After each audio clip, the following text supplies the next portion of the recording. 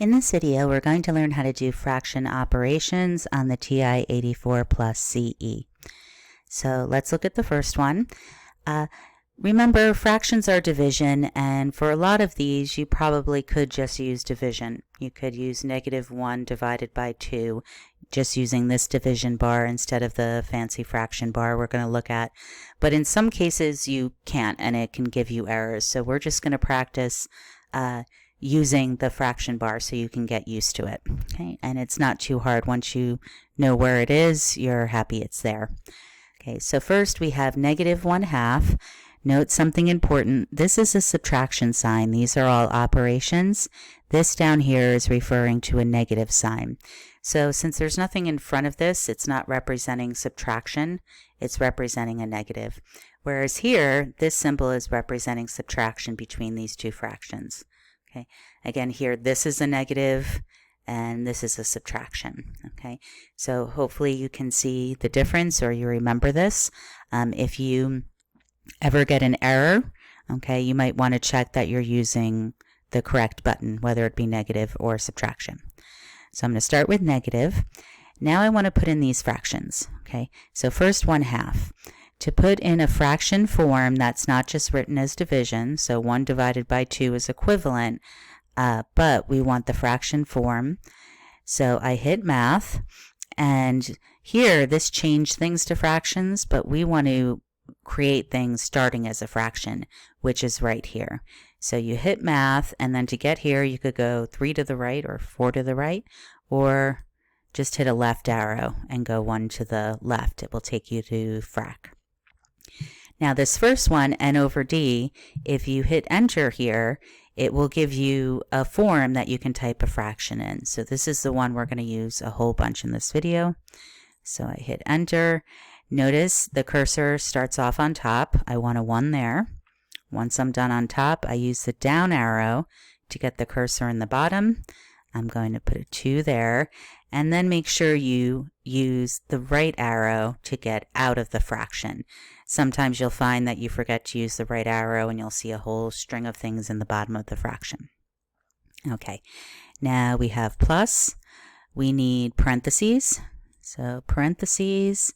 Now I need 7/9, so I'm going to hit math, go over to that fraction, hit enter again, and it gives me the boxes to fill in.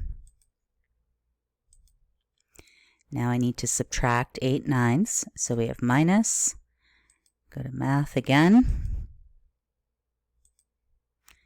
Now I can enter 8/9. Okay, make sure I move out of the fraction and close the parentheses.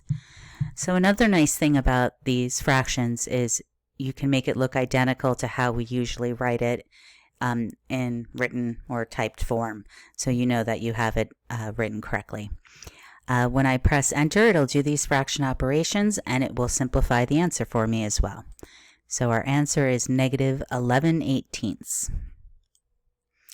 I have updated our answer, and now let's clear this, and we'll clear our key pressing.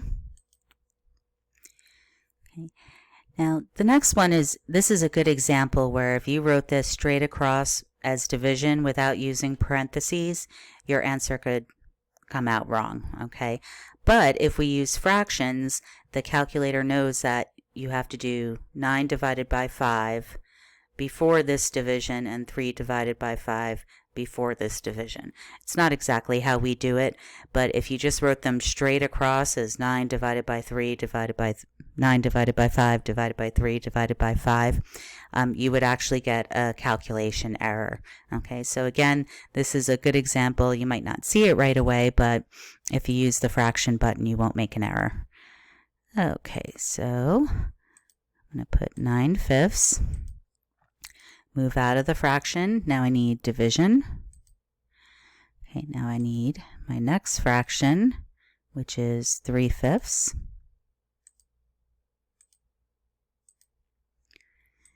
And now I need to multiply by -7/2. So I put times.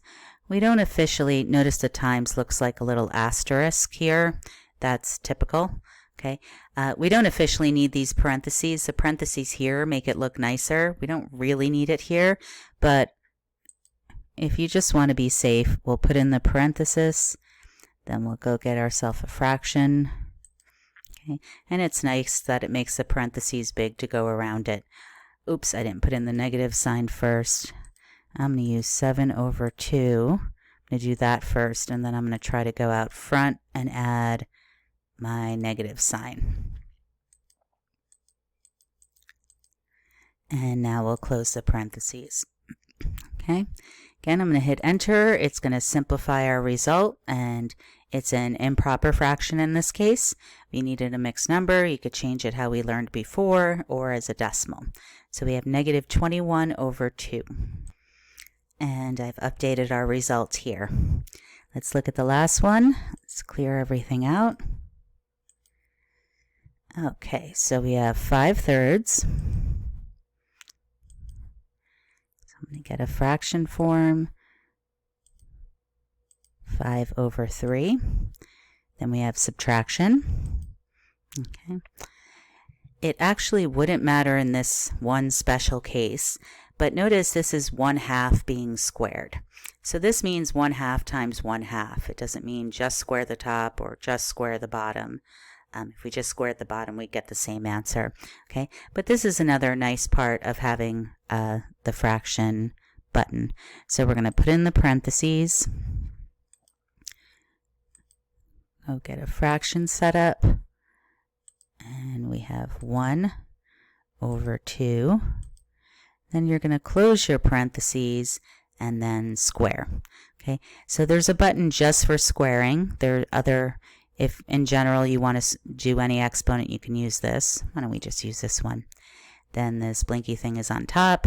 I type a 2. Now I have it squared. This button does the same thing because we use squared so much it has its own button, but you can always use this one.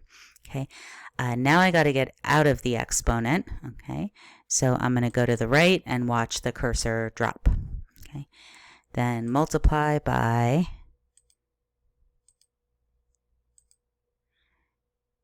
3 over 4.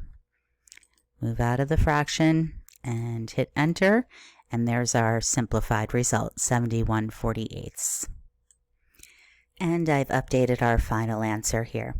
So I highly suggest you try to do these on your own without looking at your notes. Okay, see where you get stuck. You can come back and look at the key press history to see what you might have missed or if you had done it differently.